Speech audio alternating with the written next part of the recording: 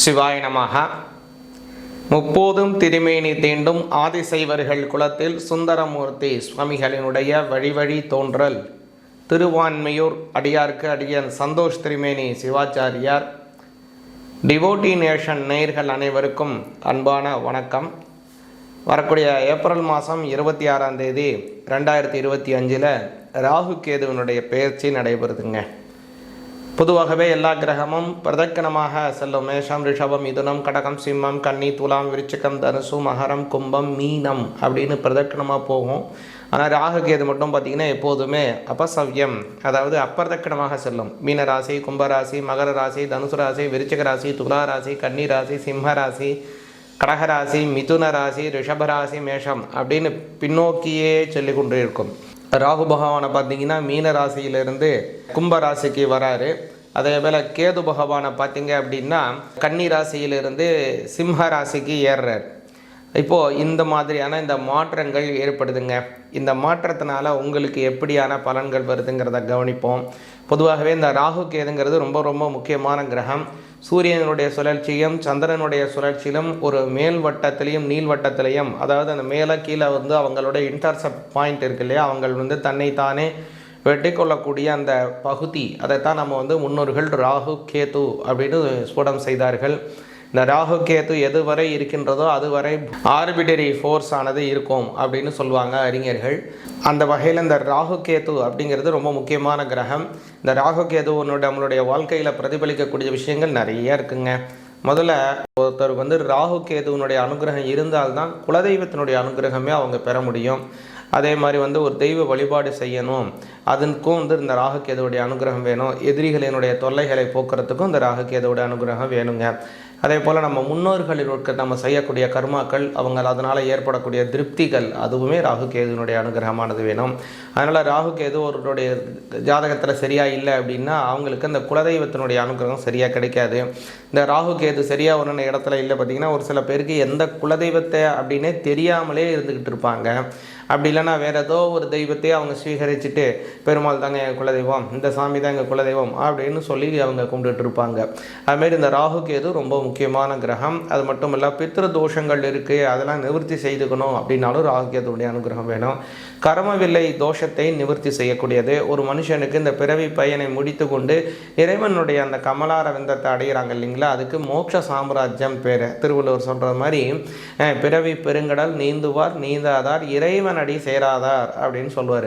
அது மாதிரி நம்ம அந்த இறைவனுடைய கமலார விந்தத்தை பரிபூர்ணமாக அடைய வேண்டும் அப்படின்னா அதற்கு இந்த ராகு கேதுவினுடைய அனுகிரகம் வேணும். குறிப்பாக பார்த்திங்கன்னா ஒருத்தருக்கு ஜாதகத்தில் 12 கேது இருந்தாலே அவங்க என்ன சொல்லுவாங்க ஜாதகர் அப்படின்னா, இது மோட்ச ஜாதகம் அப்படின்னு சொல்லுவாங்க. எதனால் அப்படி சொல்கிறாங்கன்னா, இந்த ராகு கேது தான் முக்கியமான சிக்னிஃபிகண்ட். ஒரு மனிதனுக்கு மோட்சம் கிடைக்குதா, அந்த மனிதனுக்கு ஒரு மோட்ச சாம்ராஜ்யமான ஒரு பலன் இருக்காங்கிறத சொல்கிறது இருக்குது.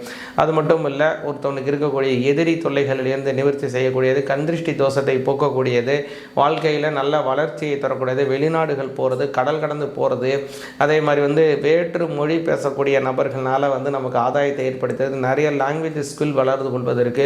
ஒருத்தவங்களுக்கு ஒரு கோத்திரம் அப்படின்னு சொல்லுவாங்க. இந்த கோத்திரம் அப்படின்னு ஒரு மகரிஷியினுடைய பெயரை சொல்லி இந்த கோத்திரத்தை சார்ந்தவன் ஒரு சில பேர் சொல்லுவாங்க இல்லைங்களா.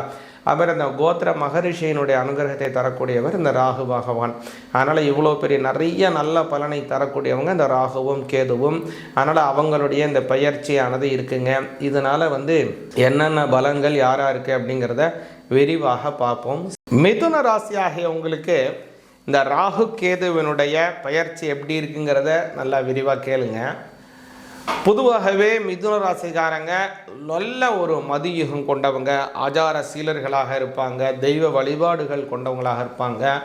அதே மாதிரி தெய்வ வழிபாடு எப்படியோ அதே மாதிரி இவங்களுக்கு ரொம்ப முக்கியமானது, இவங்களுக்கு ஒரு விஷயத்தை சொல்லி கொடுத்த வாத்தியாராகட்டும் அல்லது குருவாக இருக்கட்டும், மகானாக இருக்கட்டும், ஞானியாக இருக்கட்டும், யாருக்கிட்டேருந்து ஒரு விஷயத்தை கற்றுக்கொண்டார்களோ, ஒரு தொழிலை அவர்கள் உள்வாங்கி கொண்டார்களோ, அவர்களிடம் ஒரு நல்ல மதிப்பு, நல்ல ஒரு அவங்க மேலே நல்ல ஒரு மரியாதை கொண்டவங்களாக இருப்பாங்க. அவங்க மேலே இவங்க வச்சிருக்கிற மரியாதை மட்டும் இல்லை, அதுபோல் அந்த முக்கியஸ்தர், அந்த மகான், அந்த பெரிய நபருக்கும் இவங்க மேலே தனித்துவமான ஒரு பிரியம் இருக்கும். அந்த மாதிரி நல்ல ஒரு ஆரோக்கியமான வளர்ச்சி கொண்டவங்க மிதுன ராசிக்காரங்க. இப்போ உள்ள காலம் என்ன அப்படின்னு கேட்டிங்க அப்படின்னா, ஜென்மத்தில் குரு வராரு, அதே போல் வந்து 9ஆம் பாவத்துக்கு ராகு வராரு, 3ஆம் பாவத்துக்கு கேது வராரு. இதனால் ஒரு நல்ல அமைப்புன்னு சொல்லலாம். இந்த ஜென்ம குரு கொஞ்சம் வனவாசமான சூழ்நிலைகளை ஏற்படுத்தலாம். கொஞ்சம் வெளியூர் பிரயாணங்கள், வெளிநாடு செல்லக்கூடிய ஒரு பலன்கள், யோகங்கள் எல்லாமே ஏற்படுறதுக்கு வாய்ப்பு இருக்குங்க. இதில் ராகு தான் ரொம்ப அற்புதமாக 9ஆம் பாவத்தில் இருக்கார். கேது பகவானை கவனிச்சிங்கன்னா 3ஆம் பாவத்தில் இருக்கார். ரெண்டு பேருமே ஒரு நல்ல முக்கியமான கிரகம். அதனால் வந்து நல்ல அனுகிரகம் கிடைச்சாலும் கூட இப்போ அந்த 9ல் இருக்கக்கூடிய ராகு தான் உங்களுக்கு அதிகமான நன்மையை வழங்கக்கூடிய இடத்துல வந்து உட்கார்ந்துருக்காருங்க. அப்போது அந்த 9ல் இருக்கக்கூடிய ராகு என்ன மாதிரியான பலன் உங்களுக்கு தருவார் அப்படின்னு கவனிச்சிங்க அப்படின்னா, உங்களுக்கு குறிப்பிட்டபடியான ஒரு நல்ல ஒரு தொழில் மாற்றத்தை உருவாக்குவார் ராகு பகவான். ஏன்னா 9ஆம் பாவம்ங்கிறது வந்து நீங்கள் செய்யக்கூடிய தொழில் என்னவோ அந்த தொழில் சம்பந்தப்பட்ட வேலையை குறிக்கக்கூடியவர் 9ஆம் பாவம். ஒரு சில பேரை கவனிச்சிங்கன்னா 9ஆம் பாவமும் 10ஆம் பாவமும் வேறாக இருக்கும், வித்தியாசமான சம்பந்தமற்ற சூழலில் இருக்கும். அவங்களுக்கெல்லாம் கவனிச்சிங்கன்னா அவங்க ஜாதகத்தை எடுத்து பார்த்தீங்கன்னா அவங்க படித்ததே ஒரு லைனில் படிச்சிருப்பாங்க.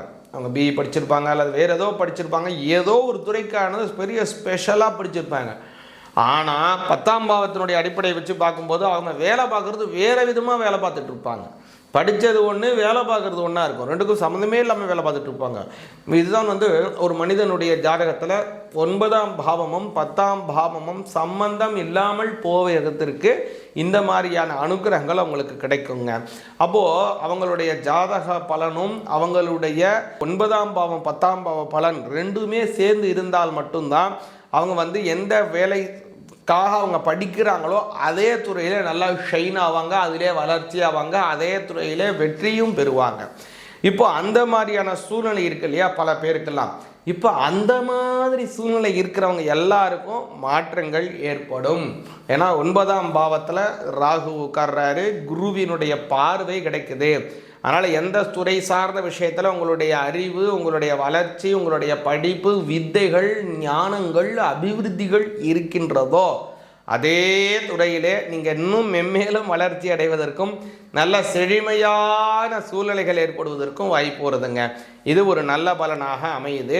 இதில் முக்கியமாக கவனிச்சிங்கன்னா மிதுன ராசிக்கு 4ஆம் பாவத்துக்கு உடையவர் புத பகவான், அவருடைய அனுகிரகம் நல்லா இருக்குங்க இதுக்கு.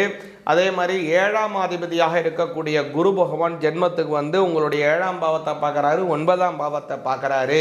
அதில் தான் ராகு இருக்காரு. அதனால் அந்த குருவினுடைய பார்வை உங்களுடைய கலத்திர ஸ்தானத்தில் இருக்கிறதுனால திருமணம் ஆகாமல் இருக்கிறவங்களுக்கு திருமணம் கைகூடும். அதுதான் ஒரு பெரிய ப்ளஸ்ஸாக அமையும். ரொம்ப நாளாக திருமணமே ஆகாமல் தள்ளி போயிட்டுருக்குன்னு நான் சொல்லக்கூடிய மிதுன ராசிக்காரங்க கண்டிப்பாக திருமணம் ஆகும். ஒரு சில பேர் சொல்லுவாங்க, எனக்கு திருமணம் ஆகிடுச்சு சாமி, ஆனால் நாங்கள் 2 பேரும் சேர்ந்தே வாழ முடியல, அடிக்கடி மனஸ்தாபங்கள் ஏற்பட்டுக்கிட்டே இருக்குங்க எனக்கும் என்னுடைய வாழ்க்கை துணைவருக்கும். அப்படி இல்லைன்னா நான் வேலைக்காக வெளிநாடு போயிட்டேன், அவங்களோட இப்போ மறுபடியும் சேர்ந்து இருக்கலாமா, என்னுடைய வாழ்க்கை துணைவர் ஒரு இடத்துல இருக்காங்க, நான் வந்து வேறு ஒரு ஊரில் இருக்கேன், 2 பேரும் சேர்ந்து ஒரு நல்ல குட் லைஃப்பை லீட் பண்ண முடியுமா அப்படின்னு ரொம்ப நாளாக எதிர்பார்க்குறாங்க இல்லைங்களா. அவங்களுக்கெல்லாம் இந்த காலம் ரொம்ப அருமையான காலமாக இருக்கிறது. 2ஆம் பாவத்தில் வரக்கூடிய கேது பகவான் தனஸ்தானத்தை வந்து ரொம்ப அருமையாக்குறாரு. அதனால் புதிய மாற்றங்கள், பேச்சு ஆற்றல் வளர்ச்சிகள், புதிய உறவுகள் மூலமாக வரக்கூடிய புதிய நம்பிக்கைகள், செயல்பாடுகள், வம்ச அபிவிருத்திகள், குழந்தை இல்லாதவர்களுக்கு கிடைக்கக்கூடிய குழந்தை பாக்கியம், அதே மாதிரி பல நல்ல விஷயங்கள் வரும்படியான சூழ்நிலையை உங்களுக்கு இந்த காலம் இந்த கிரகங்களினுடைய சஞ்சாரங்கள் ஏற்படுத்துறதுங்க. முக்கியமாக இந்த சமயத்தில் நீங்கள் செய்ய வேண்டிய விஷயம் அப்படின்னு பார்த்தீங்கன்னா மிதுன ராசிக்காரங்க பெருமாளை வழிபாடு செய்யணும். ஏன் பெருமாளை வழிபாடு செய்யணும்னு சொல்கிறேன் அப்படின்னு கேட்டிங்கன்னா, பெருமாள் அப்படிங்கிறவர் மகாவிஷ்ணுவினுடைய சுரூபமாக இருப்பவர். மிதுன ராசிக்காரங்களுக்கு காரக தெய்வம், அதாவது அவங்களுடைய ராசியாதிபதி யார் அப்படின்னா புத பகவான்.